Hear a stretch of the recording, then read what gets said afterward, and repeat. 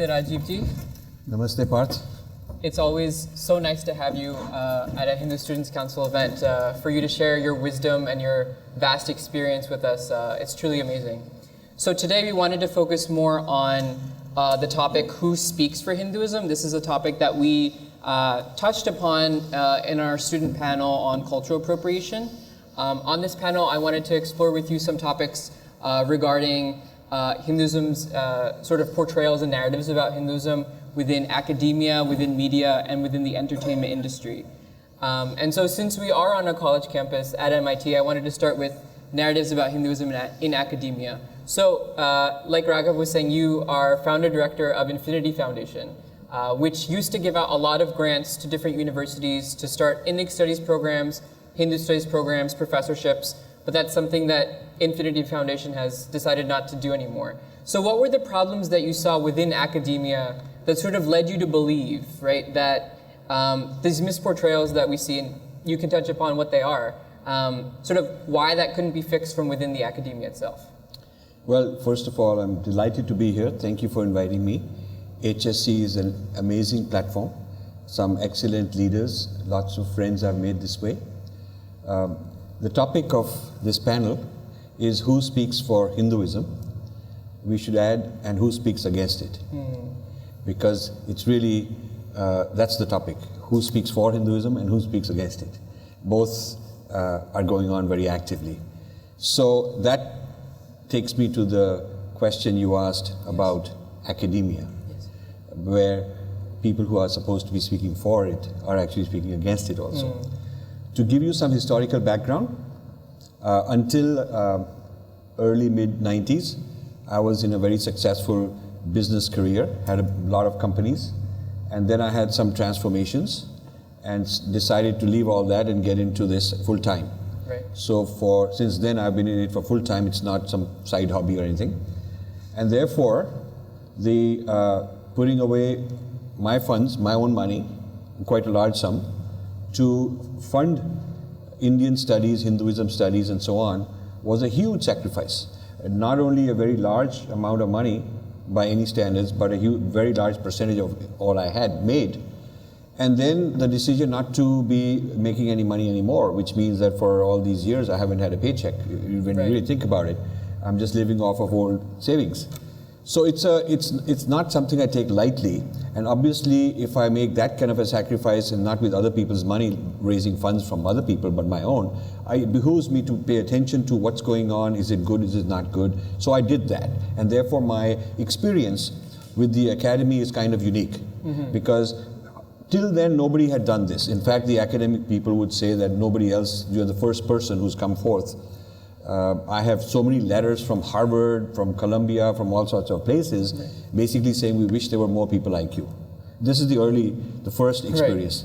When I was giving money, and they were so happy, and they would sort of praise me and give me all these accolades and all that, serious large sums of money. And I, being a corporate person, you fund projects, you fund them in stages.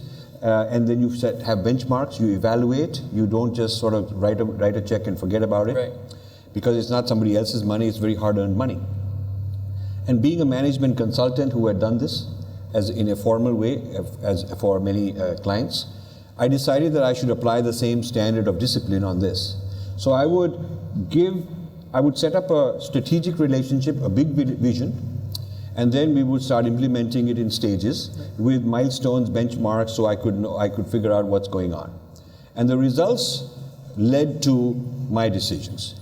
So I engaged 25 different universities, 300 or 400 different grants. I would say when I was coming down here this morning, I was thinking of, just from memory, in this area, in the Boston area, Harvard was one of the large recipients. Columbia in New York area. University of California was a very big one. And University of Hawaii. And they were all very different programs. In Harvard, it was Indology.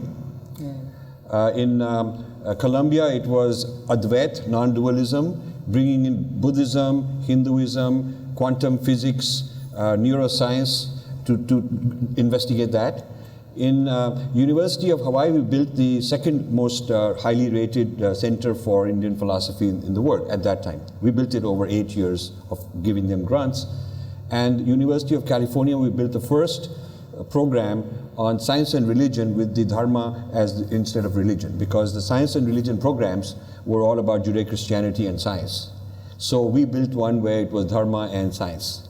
So we did some pioneering work. Yeah. And we got to know everybody who was anybody in Hinduism studies.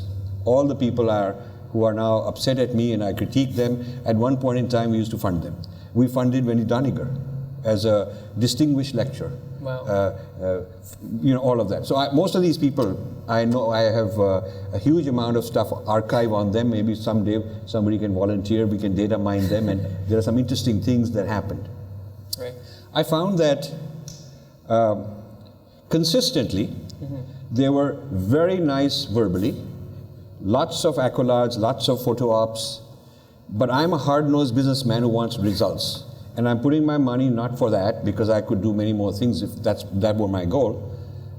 I wanted some real, genuine change. I found that most of the researchers who are senior are so hard entrenched in their ideology by the time they are at a senior position, they're not going to write off 20, 30 years of all the work they've done and start all over. They're not going to say what I did previously is not correct, I stand corrected. They're not going to do that no matter how much you pay them. The younger ones are still wanting to build their career, and they don't want to break ranks. They don't want to kind of, become a sort of a person who is blacklisted. They don't want to be blacklisted. And nor do they, because blacklisting is not some official system. I've known at least 10 people who got blacklisted. Right. A few of them, maybe I caused it. I hope they don't mind it. They did their stuff voluntarily. They got into these programs and they were very active and energetic. Some of them pushed back. One of them quit because he said he's been told by this person, don't go and get involved in all these things, it will be bad for your career, so he resigned. But some people continued, and it wasn't very good for their career. I would say there's another 10 or 20 who had nothing to do with. They came to me because their careers had been destroyed since they had stuck their neck out, right. Including Western people, yeah. Not just Indian people. So I started looking at why is this so, and the problem is much deeper than people understand. The individual who even wants to do this cannot do it alone, because in any university you have a whole ecosystem. Yes. Religion department goes with another department in philosophy, another department in psychology and mind sciences, another department in anthropology, social sciences, political science, all these different disciplines. They all feed off of each other. Right. The way the Western humanities is segmented, the boundaries of each discipline have leaders who are considered to be the authorities. And they keep generating a parampara of students who keep replicating the same ideas. Now, if a person wants to quote Hindu religion and he's in the history department, he will just take the line from a well-known person. And a person in the anthropology department who wants to write about, who were these Aryans or what happened in Harappa, he'll just quote a standard guy from the history department. So the authority figures feed off of each other, and that coalition of authorities is very hard to break. So it's almost like it's not enough to just break the whole Hinduism department or religion department. Right. You'd have to take on the whole humanities. Yeah. And it's not just in one university. All these universities are an ecosystem. So just to give you an example, if you go to any of the humanities national conferences, the American Academy of Religion, a similar conference for anthropology, a few major conferences for social sciences, some conferences for history, you take any of these, you will find that their membership of academics is like 10 to 20,000. That's how many people, how big these fields are. So you're talking about, in all these humanities put together over 100,000 people. How do you put one chair here and expect this guy to make any difference at all? So, I'll tell you what happened, to give you a few examples. Once at Harvard, we put up a visiting professorship, and we convinced them to bring Arvind Sharma. Yes. So, some of these tricks you learn. So, Diana Eck was on vacation, during the summer. And Michael Witzel actually helped me. Wow. Yeah, Michael, he said, Diana Eck is on vacation, so we can do this. So I said, okay, fine. I want to, first of all, my choice of professor, which is, according to their rules, you give the money, they put up a search committee, and they have equal opportunity hiring and all that. But behind the scenes, you can tell them that's the guy to hire. So he said, okay, we'll do that. Then I said, I wanted to teach 2 courses. One of the courses was misrepresentations of Hinduisms in the American Academy. He accepted it. The second course was, this is back in the 90s. I've been working on these themes since then, and I have that catalog of that year. I think Kanchan probably knows because he sent some students to that course. The other topic was unacknowledged appropriations of Hinduism in the American Academy, something like that, something to that effect. These courses were officially approved. They were in the course catalog. So once it's printed, you cannot unprint it. Right. Students signed up. I think HSC got some students in. And then Diana Eck arrives from vacation. So now I get a phone call from Arvind Sharma saying, there is problem. I said, well, what is the problem? He says, oh, she is livid, she is angry, she is shouting, she's saying this is an insult to her because she thinks she's in charge of the Hinduism studies, and if we say misrepresentations in Hinduism, then it sort of like means that she hasn't been doing her job, or it's like a slap on the face for her. Right. Although we were not talking about any person, but she took it personally. So there was quite a commotion, but you know, a deal is a deal, so they kept this going. Then we got Ashoka Klujkar as visiting professor. So I have had that experience. Right. I've also had experience successfully. So in Rutgers, they wanted to start Hindi. So they said we need, we have one section, and a section can have only so many, but if we had more funding, we'd have more teachers, and there are so many Indian students here, it will be very good. So I said, I had understood how Hindi is actually Urdu, they're teaching. And in Harvard and MIT, a man called Ali Asani, I don't know if he's still there, Pakistani, used to be teaching Hindi 101, 102, 103, whatever the levels are, and Urdu. But when you sign up for Hindi, or somebody signs up for Urdu, you're sitting in the same class. You'll get Hindi 101 on your course, and this fellow will get Urdu, but you're sitting in the same class doing the same thing. And he will, in the first couple of lectures, dismiss Hindi as too complicated, you don't need it, and Urdu has got more poetry and it's more sophisticated, and look at the... And so he'd steer these students into that, teach mostly Urdu, and the Hindi poets and writers prescribed for reading are rebellious against, you know, somebody for women's rights. So they're all against Hinduism. Okay, so Hindi is being taught through rebellion. Urdu is being taught through beauty, poetry, you know, all these great Urdu poets and all that. And by the time you're in your second year, third year, you're going to his house, he's hosting these students, and he's really making you comfortable. Actually, I found this out because a few kids of my friends had gone through this, and I could see that they are changed. They were difficult. They had nothing to do with their culture. They had disowned it because of this. So I decided that if Rutgers wants Hindi, it should not be Urdu. So they told me you can't influence it. It'll be considered a kind of prejudice, racial prejudice, whatever, if you say that only a Hindu guy can teach. Yeah. Luckily, the man who was in charge of the languages, dean of languages, was a Korean. So I met this gentleman. And I said, what if somebody wanted to sponsor Korean language, and somebody said it's the same as Japanese and it's the same as Chinese, so you sit and learn Chinese and Korean together. He says, we'll never accept it. Right. So I said, okay, so you see the difference between Korean and Chinese, even though they have common vocabulary, common history, but Korean is Korean, and that's what you want. So he said, of course, that's what, he was very sure about it. So I said, help me solve this problem, and then I'll fund Hindi. So he told me how to solve the problem without getting into legal difficulty. And what he said is that you are allowed to put in the job description certain things that are not considered prejudiced. So you can say, must have native fluency of speaking. So he should be able to speak like a native. Right. He says all these other fellows, they will talk with this accent and all that stuff, so they'll be out. And then you should be able to list texts which the person, Hindi classics.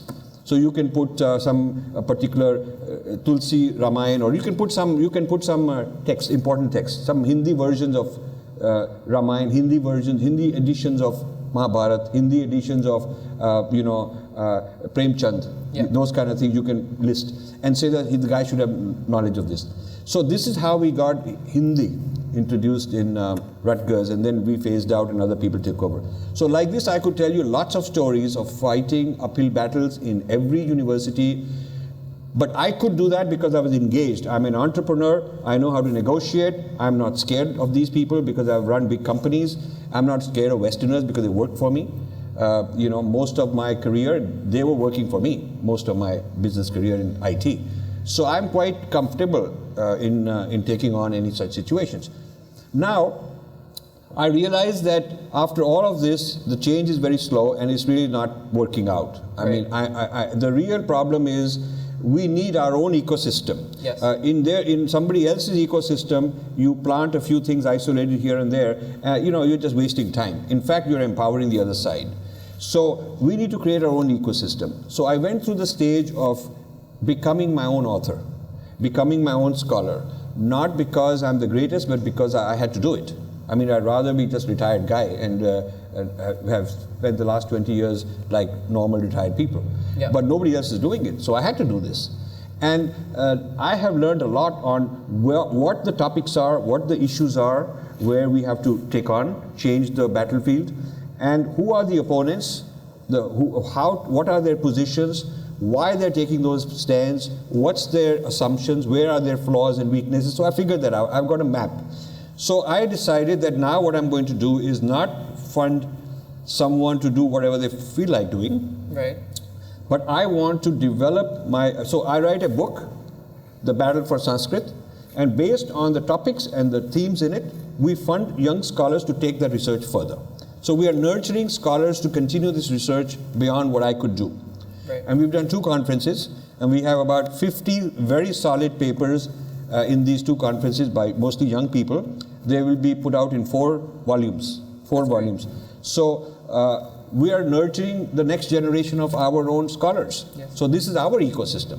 Yeah. And there are people who are very no-nonsense Hindus. They are very loyal to the tradition, and they don't have to pretend that they are some kind of in a neutral space or something like that. If you look at the study of the study of religion, you will find that almost every Jewish professor, every professor of Judaism is a rabbi. Yeah. Rabbi. Yeah. You will find that most professors of Islam are Westerners or either they are practicing Muslims, or if they are Westerners, they're very liberal, left-wing, anti-Israel, pro-Palestine. Somehow the left-wing has got an affinity with Islam, and they're on their side. If you look at professors of Buddhism, most of them are people initiated by the Dalai Lama, and they are practicing Buddhists. If you look at Christians, they're both kinds. There is the people produced from seminaries, who are like 65-70% of the religious studies. And then there's 30% who are not religious studies, seminary products, but they are deep down the Western secular space, even though it may be critical of Christianity, but very few of them basically undermine the premises of Christianity in the academy. So even if there is an attack, people tell me, well, there are attacks on other religions too. Yes, but they have a home team to defend. If you make an attack on Islam, there will be a lot of responses. If you make an attack on Judaism, they'll call you anti-Semitic right away. Mm-hmm. If you have an attack on Christianity, and there are many attacks on Christianity, then you will find a solid response from the theological schools, various schools like that. There's about, I would say, several dozen theological seminaries in this country, with a total population of about 50,000, 60,000 students who are studying theology, Christian theology. That's a large army of home team they're producing. So we don't have that ecosystem. So I decided that really what I call it feeding the crocodiles, meaning you're feeding your opponents. You're feeding this crocodile thinking if I give him enough food, he'll become like a pet dog. But the crocodile will not become a dog if you feed it, he'll just eat your arm. So feeding our opponents is like feeding the crocodiles. We're making them stronger. we're giving them the sustenance, the money, the reputation, the prestige that they use in fact against us. So I do not fund any of these guys. Now there are some recent movements to start funding all they are doing what I stopped doing 20 years ago. Because it's fashionable, you can become popular, you can get your kids into Harvard, you can get to be on a committee in some board of advisors in one of these universities, and you're sitting at the high chair. Maybe it'll be good for your business deals because it's all about networking. You'll meet other high-class people from very high, high net worths, and so you're in the billionaire club. So by giving a few million, you can enter the billionaire club, and you and your kids will enjoy that status. It's a lot about that. Hardly anybody I met who's a donor has really done the hard work I did. They haven't even read the research writings of the people they're funding. They do not know how to refute them. They are even scared to refute them. So my most recent encounter with Sheldon Pollock, most of the people who are funding him, they found nothing wrong. And now we produce 50 papers by different people, which are going into great details on what all the problems are. So I think you've explained really well and very intricate I could write a whole book on my 25 years of funding the academy. Yeah. Yes. Yeah. But I wanted to ask you more specifically, so you mentioned that in a lot of these other religions, how they're taught in the academy, they're taught by practitioners. So why is Hinduism different? How did this sort of start? And what have been the implications of this going forward, right? Because some people say, what difference does it make if, someone in some cozy academician club is teaching Hinduism in this way? It's not going to percolate down. So what are some examples of the way in which... Well, it does percolate down. The CNN Agora episode, I did this with you. Yes. In fact, they consulted some professor-type people. I mean, that knowledge didn't come out of the sky. This guy is not an expert. So what starts in the academic world filters down to education, because these are the people who write school textbooks. All the school textbooks, if you look at it, these such people write them. Then they train the journalists. So Columbia School of Journalism, in journalism students from various prestigious places, when they are a student of journalism, they're also taking a course in South Asian studies. They're taking a course in something. So they are being influenced. So the Hinduism as taught in the academy has its influence on other humanities. It has its influence on journalism, filmmakers in the future, policy makers, people in think tanks, American think tanks, Indian think tanks who are writing policy. They're quoting these kind of people as experts. So if you look at a network of how knowledge which starts here, it percolates into public. It goes through various. I have a flow chart actually. I have a slide that I've presented many times. It goes through knowledge, goes through public policy, it goes through education, it goes through seminaries, it goes through various domains, various disciplines that it goes through. So it is not something that's isolated to the academic world. And the academic stamp of authority and approval on a particular thesis or a particular position is very robust in this country. Very difficult to break. So we are taking on a very tough problem. So how is the ecosystem that you're building through this Swadeshi Indology Conference to Infinity Foundation India, which was launched recently, how will that help sort of combat these misrepresentations that we see in the academy here?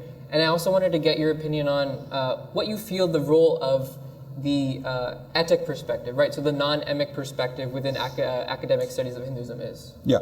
So the ecosystem, nowadays it's a global thing. Yeah. So the ecosystem in India and elsewhere is all into one. Because you find that the problems which started here got exported to India, and the whole Indian left and the Hinduphobics are basically teaching the same stuff. Wendy Doniger's students are all over in India. All those people, I would say the top 50 culprits in Hinduphobia in the Western Academy that I've been talking about, each of them got lots of lineage in India. People come here, they take these courses, they're very proud, then the professor writes recommendation letters, he gets them assigned there, and so this thing continues. The fight also is global. So the ecosystem we have to create on a worldwide basis. These Swadeshi Indology conferences, we had people from various countries. We had European people from Europe, people from US, people from India. We're holding them in India because it sends a message. And also it's more cost effective. We want to kind of invigorate Hinduism in its soil and gives it that legitimacy, that this we can do. We also want to rope in the government and some prestigious institutions. So we're doing that. That's kind of that's made the opposition scared, because they can close the gates here to prevent certain kind of ideologies coming in. Well, we found a new place. We don't need them. Now they are concerned about us becoming too powerful, which is a good place to be for us. So we are creating people who will then get jobs as scholars. And we are giving them stipends. There'll be a few books. So besides the 4 volumes on the papers produced, there are in addition going to be 3 more volumes which are single author monographs of the best, the people who did the best work. We're sponsoring them to, actually we want to turn them into scholars, published well, help them market, help them go around giving talks and lectures. So I'm personally committed to building careers for young people. Right. Yeah. So imagine if the money I gave, which is like in the millions, I mean, imagine if I had that now, I mean, I could do a lot of work. So I would wish that the people who have the funds now would listen to my advice, would have me advise them on how to use that money to really make a big impact. You see, one of the problems we have is short-term thinking rather than long-term thinking. The solutions I'm working on will not produce results like you're not going to get anything in 6 months. Right. Whereas if you endow a chair, you get your name on a building somewhere, and your kid gets into Harvard, you get into some advisory committee, and you hobnob with some billionaires, and you get some deals, and you can show off back home that you become a big shot. Results are, the gratification is quick, so they're not looking at what the long-term implications are. That's one of the issues we are facing, is a very short-sighted, myopic view, also a selfish view. Sure. So I guess to sort of just hone in a little bit, I wanted to get your take on some specific examples, right, of things that academics have said in their writings and their books that have now become sort of the mainstream perception of Hinduism in this country and also exporting it back to India. Well, if you look at history, the whole history of India is said to have the Western view, which has become standard worldwide, even in Indian government. I did a recent episode on how the civil services are colonized. The civil service exams are asking questions and expecting answers that are wrong. So that's how bad it is. So it's everything to do with this Aryan-Dravidian divide. It's everything to do with the origins of Hinduism as some kind of a hodgepodge, not really a religion, just put together with some random assortments from here and there. All of that to the role of women, the divisiveness of caste and all that, irrationality, illogical, not progressive, backward people. It's sort of, it's a replay of the rhetoric which was used against pre-Christian people when they were Christianized. So the first continent to be Christianized was Europe. And then, of course, Africa and America, and now Asia. So when the Europeans were being Christianized, pre-Christian pagan culture was ill-treated, beaten up, they were persecuted. They suffered a cultural genocide. So I tell my white friends that actually if you look before a few centuries, your heritage was not Christian, it was not Judeo-Christian. You were closer to the Hindu culture because they were pagans. Now there's big differences between Hinduism and paganism, so I'm not equating them, but I'm saying that the pre-Christian people faced similar issues. So we are facing some of that, some of the treatment of the Westerner, colonizing and invading Africa, Americas, all that got superimposed upon us. So we never responded. Our people just never responded to that. And this has percolated down to society so that many people in the mainstream who are well-meaning, who think of themselves as Hindus, this is their view of themselves. And I would say that the worst colonizers of our people are Indians now. The worst colonizers are Indians. So it's like a cancer starts in one organ, and then it metastasizes and goes elsewhere. And then all these organs become bases from where it's operating. So this cancer has spread, and in India you have the institution of media, the institution of government, education. So many kinds of Indian institutions are colonized, even gurus. I'm doing a TV series on colonized gurus. I mean, I'm in enough trouble already, but I might as well get into more trouble. Who cares now? So I've done on the government, civil services, I've done on the left and done on the media. I'm also developing data to take on some problems I see with many of the gurus. Nothing personal about them because I respect them profound. But I think their views, when they are talking about Vedanta and Advaita and Ramayana and all that, they're on solid ground. But when they are trying to compare with Christianity, they really don't know much. They really don't know enough to be able to say that everything is same and so on, and to put Jesus is same as Krishna and all that kind of stuff that you see. So I'm actually going to take that on. And I really feel that Indian Hindus have become some of the worst colonizers. So you mentioned the CNN episode on the Aghoris, the Believer series produced by Reza Aslan with CNN. So how would you respond to someone, right, who doesn't necessarily see something wrong with that type of representation of Hinduism, saying that like, oh, all of these things happen, they're part of Hinduism, so what is wrong with showing it? Well, firstly, that particular community is not what he said it is. That's the first problem. Yeah. It's a distortion of a particular community. There are some good Western scholars who've written on these kind of communities and quite okay with it. But this fellow did not consult them. Do his homework, yeah. He didn't do his homework properly. So that's one issue. Second issue is then the impression given that this is sort of a view of Hinduism is the second problem. And then he's not open to criticism. He's not open to bringing in people like us on his show, or even after the show doing a sequel to it. I mean, I've invited him to come on my TV show. He hasn't even bothered responding. You know, after our thing, we got like 160,000 or more views on our show, maybe closer to 200,000 now on YouTube and Facebook, which is quite a lot. And he has no interest in dealing with us. So there's an arrogance of authority. And you know, when you have complicated things like somebody else's culture, and he's a Muslim, Iranian Muslim, this guy, you know, you're talking about somebody else's culture, you're taking these liberties, and people of that culture are saying this is wrong, and you're so arrogant you don't even care. There's something wrong with that. I mean, he has not picked a Muslim issue. He's going after cults. So he's profiled a Hindu community as a cult, and then he's going after some cult here and there. Every episode is some extreme, weird kind of people, but not a Muslim group. So I think what you said right now is sort of encapsulating a very central topic to this discussion, which is who speaks for Hinduism, who sort of sets the term for it. So why, in your view, is it the case that sort of Hindus are always relegated to not speaking for their own tradition, and it's others who end up speaking for Hinduism? Well, the Hindus have a confusion, gurus have a confusion between preaching and academic teaching.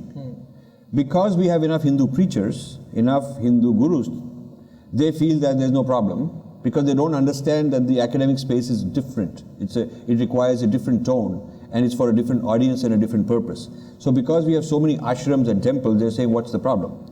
So they don't understand that that space is separate. That's a space where insiders come and who are already into bhakti or into meditation or something, and they get taught. And there is nobody challenging. I've heard people saying, what's the problem? I run my temple, nobody bothers me. I teach whatever I feel like. Why are you saying that we can't teach? I can teach what I want. He doesn't get it, that space is different than the academic space. And since he doesn't know enough about the academic space and the power and the influence it has over society, he trivializes it. He thinks that there is no problem, or it's a very minor problem and he shouldn't worry about it. He's more concerned about his teachings within his community, within his small community. The Christians have a history of expansion, so they know that your message should also reach outsiders. It's not only for those who come to the church. It is, and the Islam is not only for those who go for Friday prayer to the mosque. The message should reach the world, because we're out there to take over everybody. So they've had centuries of experience on marketing. How do you market to non-believers, people outside your faith? So they've cultivated, whether it's through soldiers fighting, whether it's through funding, whether it's through missionary work, subterfuge, whatever the techniques are, this is guerrilla warfare, a kind of intellectual and emotional guerrilla warfare that they've been engaged in for a very long time. So they have experience. We have not had the experience in Hinduism of going out and taking on and spreading our knowledge to the whole world in a very aggressive way. And our people are fairly content that we're okay, we're doing fine amongst ourselves. And the Hindus, so I would say that the major institutions of Hinduism have had the responsibility to do this. Small guys can't do this. There should have, by now, some big, huge Hindu group should have set up, 10 seminaries. They should have set up 10 seminaries, producing right up to PhD. Now, probably the most well-known seminary in India is run by Chinmaya Mission, and they have a 2-year program, that's it. I mean, it's like you're after high school, you go there and you have a 2-year program, and you're a sadhu, you're a swami, you become ordained. Maybe I think Swami Dayanand Saraswati has a 3-year program. So, okay, let's say that's the equivalent of a bachelor's degree. But in most seminaries in this country, you get a professional bachelor's degree, master's degree, PhD. And you can get a PhD which is acknowledged, recognized, and you go get a job as a professor somewhere. So they are cranking out people at all levels. And when they teach Christianity in a seminary, they're also teaching comparative religion. They're teaching how to take on a Hindu, how to take on a Muslim, what are his vulnerabilities. So if a Hindu kid is marrying I know of a Hindu child of a friend of mine who's going to marry a Jewish person. They went to rabbi for counseling. The rabbi had all this stuff about Hinduism. He's well trained about Hinduism. He knows how to talk about it nicely. And if somebody is marrying a Christian, the seminary has a program on how to welcome a Hindu into the family, how to work on him, what to say, what not to say, how to convert him. Muslims have a formal program in the mosque that if a Muslim, one of their members marries a non-Muslim, how to bring that person in. I was surprised at the local Durga Mandir near my house in Princeton. I was there one day, and there was this Indian young fellow, and he had a white girl, probably they were marrying or something. So she was very curious to ask all these questions. She must have told this guy, take me to understand Hinduism, and he was embarrassed. And then she must have said, let's go to a temple, and maybe they will tell us. And so the Purohit there didn't know what to say. So she was asking questions like, why you do this and why you do that. And he was giving silly answers like, we do that so to scare the devil away.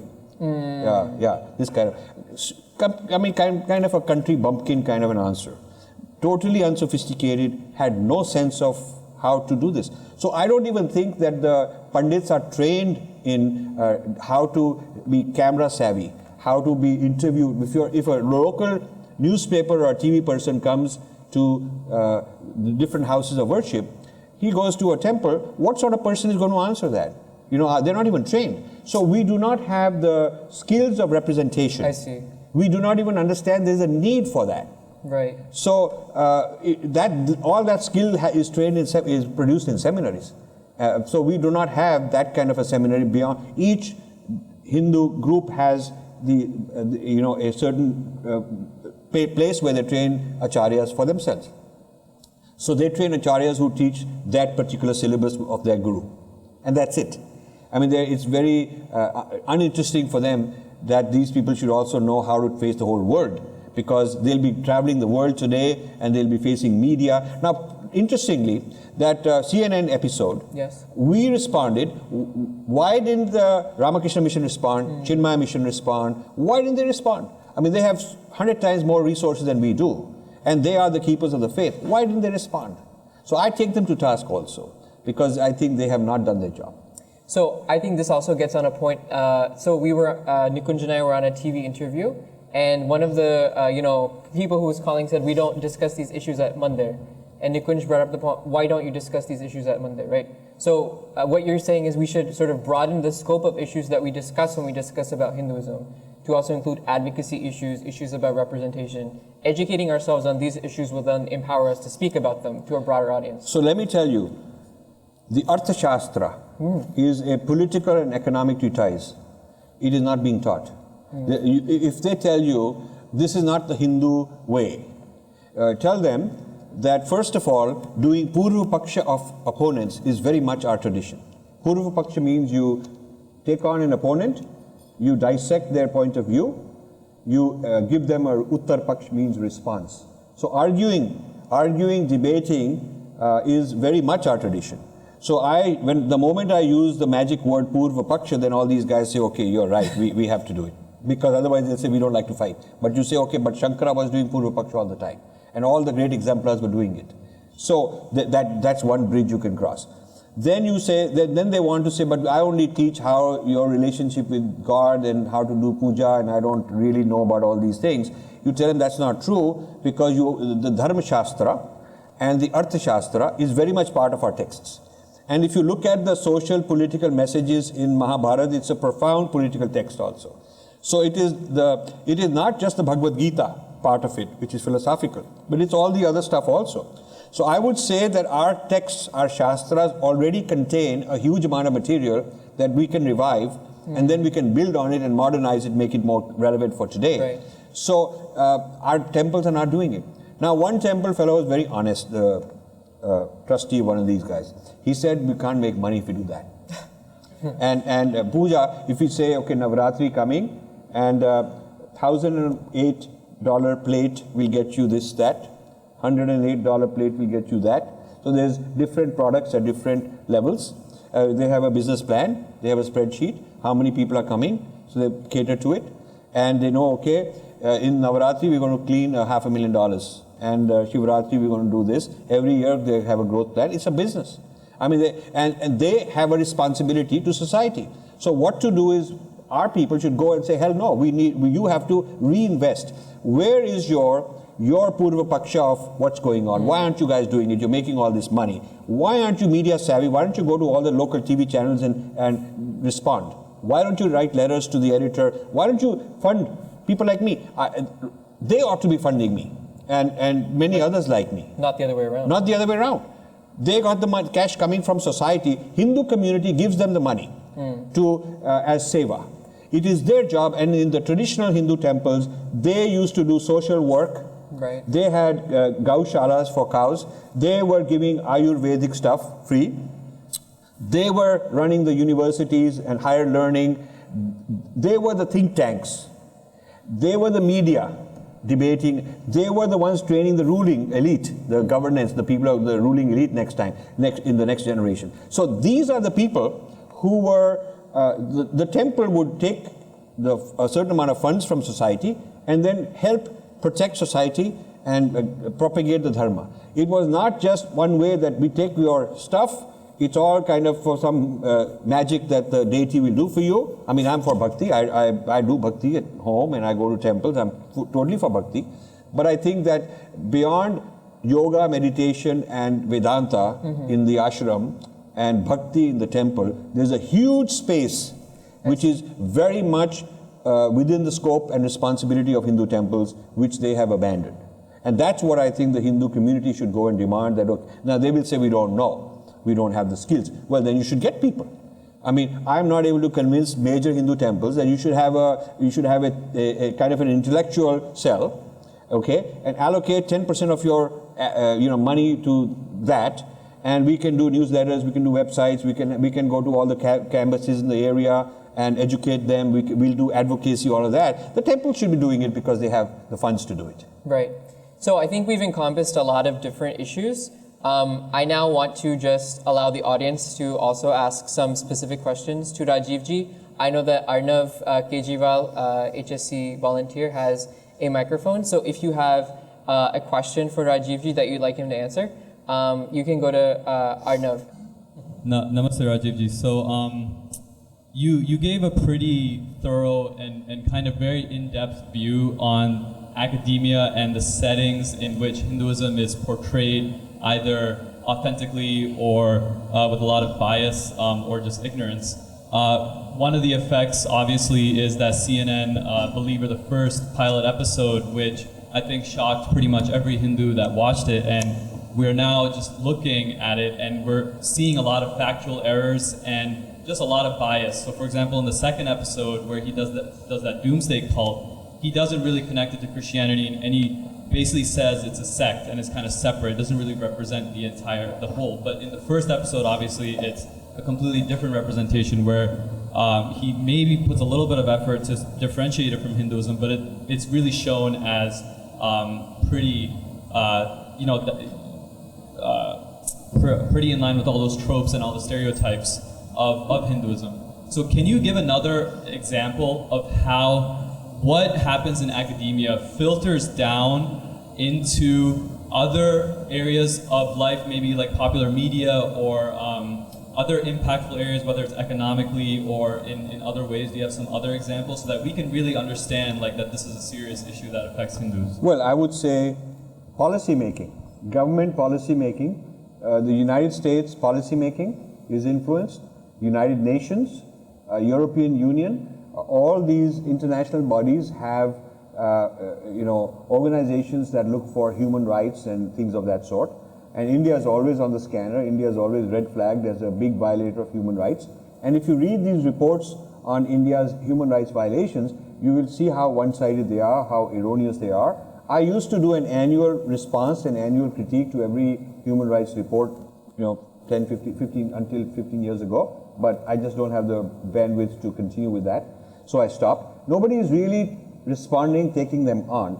So that's, when you look at who are the people who write these reports, they are not directly the professors, but the professors have trained students who've gone into these think tanks, who've gone into the human rights organizations and NGOs, and they are the ones who have taken this ideology that they learned in class with them and turned it into policy advice.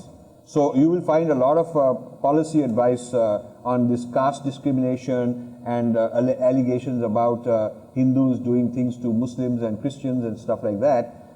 You will not find allegations against Christians by many of these government related reports. So that's another example of a very important space. I would say the education system, the school textbooks are not written by people who are just class teachers. They are either written by college professors or under the advice of college professors. Certainly the standards are set by them. The different states, New Jersey State, California State, New York State, the people who define the standards are usually filled with academic type people, and from prestigious places, and they are developing the frame, the lens through which the curriculum has to be developed and the type of topics that have to be there. I don't think there's any segment of society which is not affected by how you are perceived as a Hindu. I mean, in your workplace, you go, why are people afraid to go beyond a certain amount of symbolism? Muslims are asserting themselves. They go with their burqas and all that, they go and do that. Jews are happy with, wearing their symbol and all that. Christians wear their cross and all. Hindus will kind of compromise. A few will assert a little more. So there is an unstated bias. It's not always in the face, explicitly told to you, but your unconscious picks it up that, okay, I better not go beyond this. So I would say the case is very strong that we have lost this war, and winning it back is not going to be easy. And most people don't want to admit that we are losing this war, because if they admit, then they'll have a responsibility to do something. It's easier to be in denial and to say, well, we're winning, so we're all happy, we're having a good time. When you are somebody in a position of authority, then you must take responsibility to solve problems.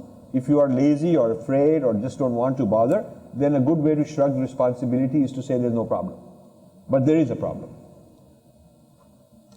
It's great to see you here. I have heard you on YouTube for years, so it's great to see you live today.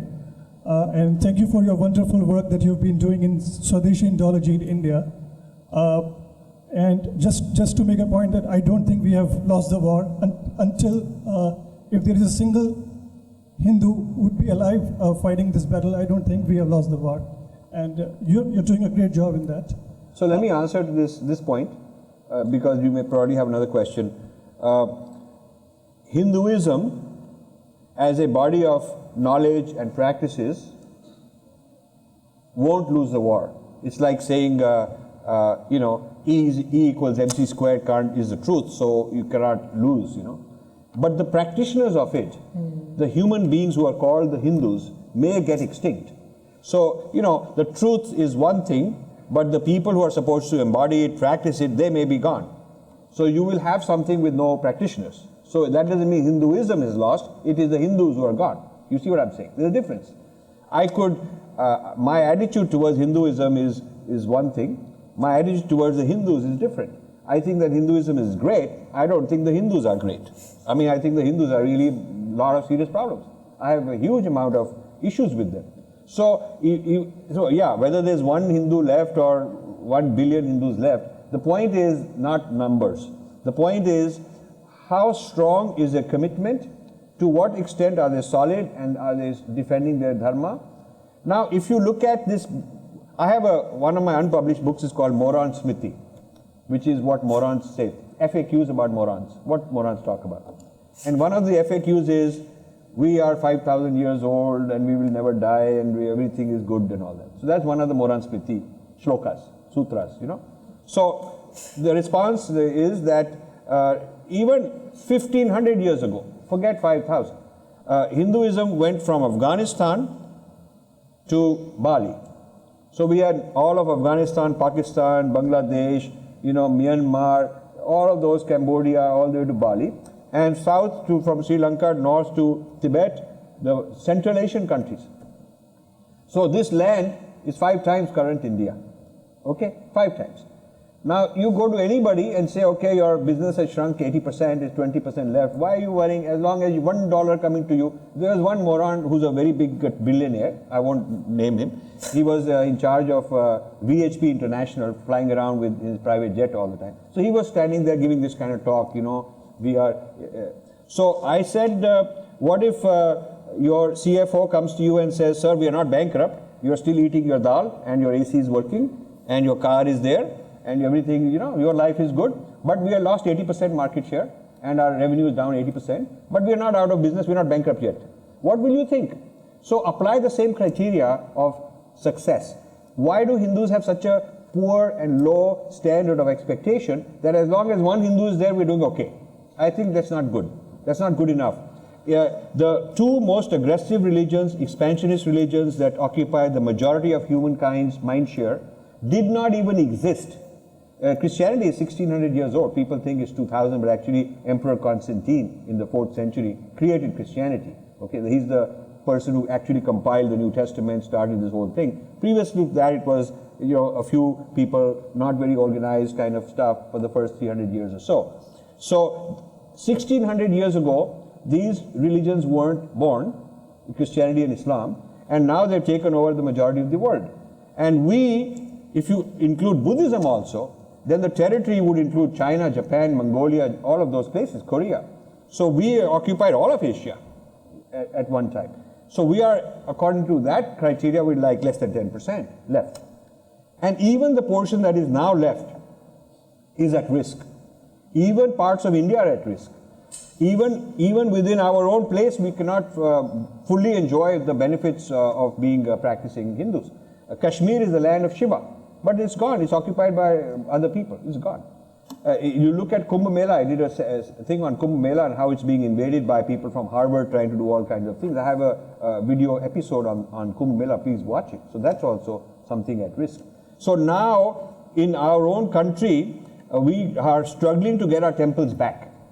Now imagine, we're saying we're doing very well. Temples are not under our control. We are shrinking geographically. Some of our sacred sites are not owned by us. You know, like the big mosque, I don't know if you've been to Varanasi, but this shrunk, Vishwanath temple from its original place with the huge mosque that was land taken over by Aurangzeb. And you look at all these other sacred sites. Sacred sites don't belong to us. Media is Urduized, yeah. So we are taking money from the Hindu temples and funding the Hajj, pilgrimage. So I don't know what is your criteria of being successful. So I would say that just like in your business and in your profession and in your schools, your criteria is I want to be the best. I'm not saying that I'm doing well because I passed the exam. I want to be a topper. That's the standard we set. Yeah? And the Indians are very tough negotiators in their own corporate and business life. So why not apply a high standard and say we ought to have some metrics, some statistics, and we ought to be able to measure against that. If you were to do that, you will not say that we are doing okay. A quick comment and a specific question. The comment based on the previous discussion. Yeah, closer and louder. The comment based on the previous discussion is, during the World War II, British said that we will fight the battle till the last Indian is alive. So irrespective of the numbers, I think it's the mindset that we have to change to fight this war. And my question is, during the invasion, including the Mughals and the British, did our traditional scholars do Purva Paksha? No, this is my problem. You should read what I've written about Purva Paksha. I think you are very wise. You asked a very smart question. We had a tradition of Purva Paksha, which was one of the intellectual defense mechanisms. That you're always keeping tabs on others, what they are doing, you're taking them on, you're arguing, not just because you want to win, it's not because I need to defeat this one fellow, but I need to build arguments which my other people will understand. Then they become robust. They know how to withstand this kind of a person. We were doing it for a long time, but somehow after a certain period of time, when Christianity was coming, nobody bothered to do much of a Purva Paksha. When Islam came, we thought they're barbarians, who cares? We are so superior, why should we do Purva Paksha of them? We should have, because if we understood what is their ideology telling them to do, why are they here, why have they come 1,000 miles from home, who sent them, what is their motive, if we understood the dynamics of what is a kafir, what is the dynamics of a Darul Islam versus Darul Harb, if we understood their thinking, we could have been much better off, you see. If we understood the Christianity's thinking, we would have been much better off. Not only we failed to do it then, we still are not doing it. It's very difficult for me to get our traditional people out of their cocoons, out of their silos, into the Kurukshetra and tell them, now you please go and face this fellow, that fellow. You know, I have a conference call every Friday morning with one group in India and another one with a different group on every Saturday morning.